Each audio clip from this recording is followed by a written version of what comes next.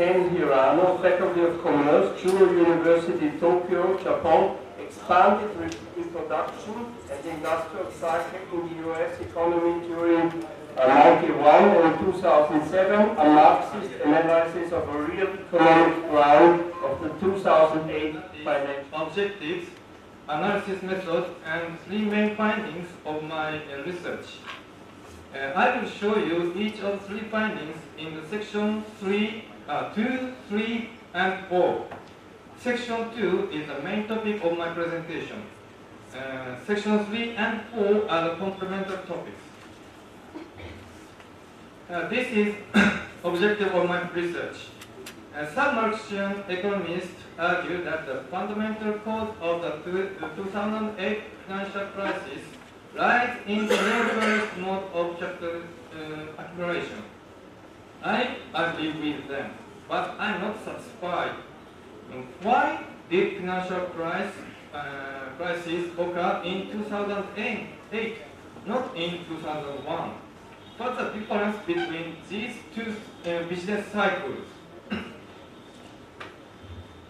I would like to answer this question by analyzing the mechanism of economic growth.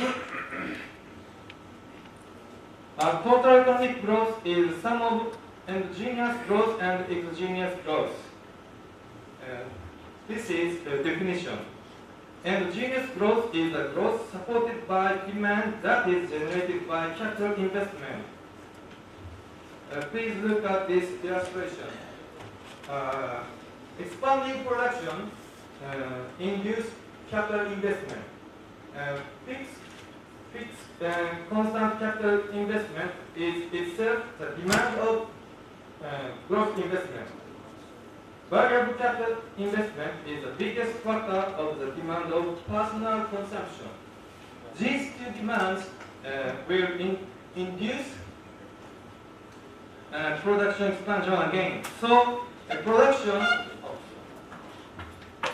investment, and demand compose one circuit. This is the same idea of Marx's reproduction schema. But economic growth isn't supported only by endogenous demand, but also exogenous demand. Definition. Exogenous growth is growth supported by the demand generated independent from capital investment. For example, government expenditure, next export, wealth effect by bubble economy are exogenous. Like that.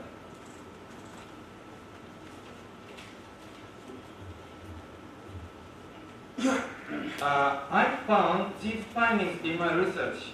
First, a ground of the 2000 financial crisis lay in real economy. I mean, endogenous growth or industrial cycle. Second, there were two circulations of capital accumulation cycles since 1961.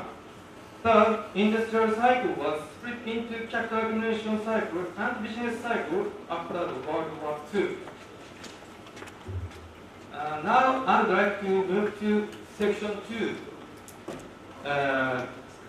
These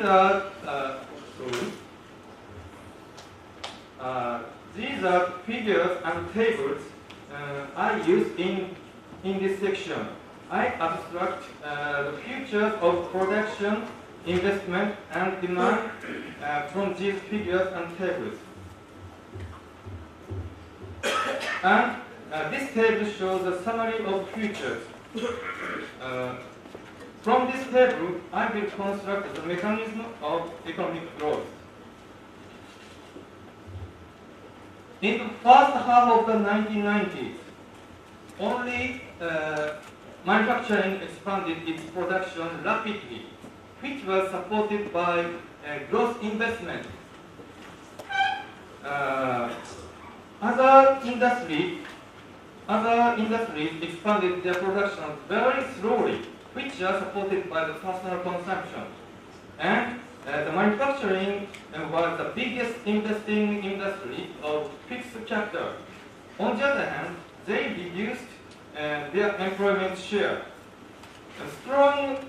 fixed capital investment supported the production of manufacturing, and a weak personal consumption leads the stagnation of the other industries. So, the economic growth in this period was entirely endogenous. Next, in the latter half of the 1990s, IT industry and IT services and communications were the biggest investing industry. They increased fixed capital and higher wage employment. The former fixed capital investment supported IT hardware manufacture, and rather personal consumption supported other industries that expanded. Other industries, and many industries increased usage of internet, which supported IT service and communications. So we can find endogenous growth here. However,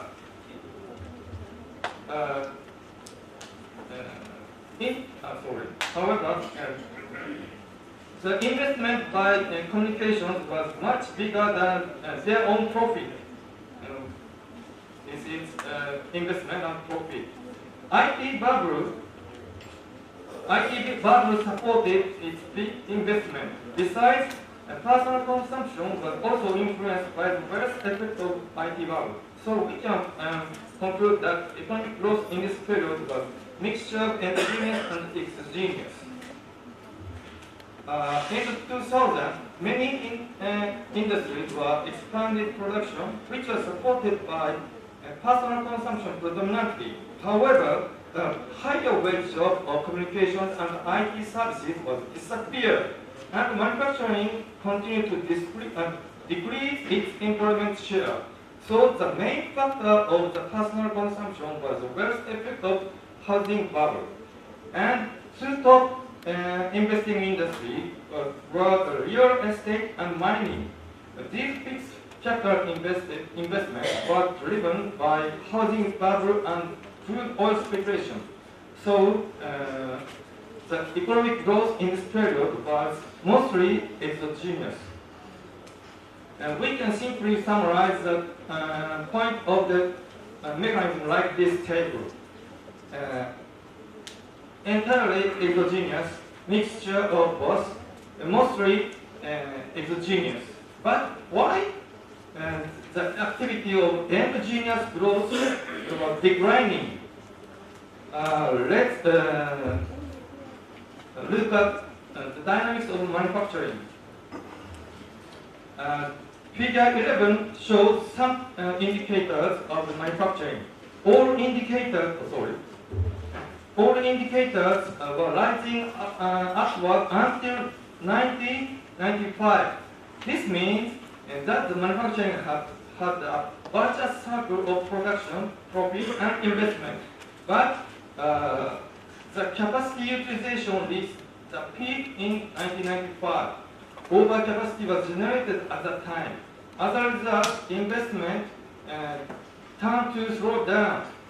And in the 2000, the manufacturing seems to restart its investment. But actually, it was a result of exogenous demand of crude oil speculation and the Afghanistan-Iraq war. So far as endogenous side, investment was stagnant.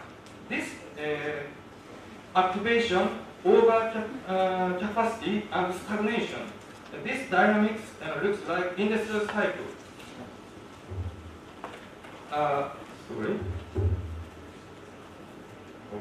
Mechanism of economic growth can be summarized like this table. Endogenous and mixture exogenous. And capital investment looks like industrial cycle.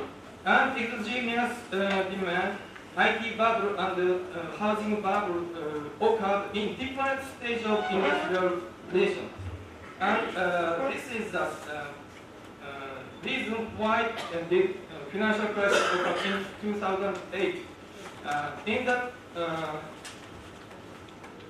In the 90s, the latter half of 1990s, it is easy for the bankers to sell investors a lot of great investment-grade securities.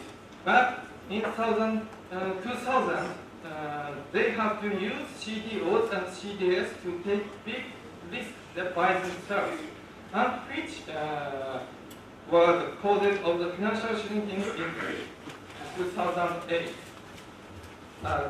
Section 3, two capital accumulation cycle in 1961. Summary, this is the summary of section 3. Two cycles, there are two cycles of capital accumulation, two peaks in 1966 and up 1996. Section 4. Why was the capital accumulation cycle so long as a business cycle, unlike Marx-Euler? The answer must be the government intervention into markets in order to prevent from crisis. Please come to an end and present your conclusion. Industrial cycle in Marx era split into two cycles, capital accumulation cycle and business cycle by prevention of government intervention. Thank you. We have two more speakers. The next one being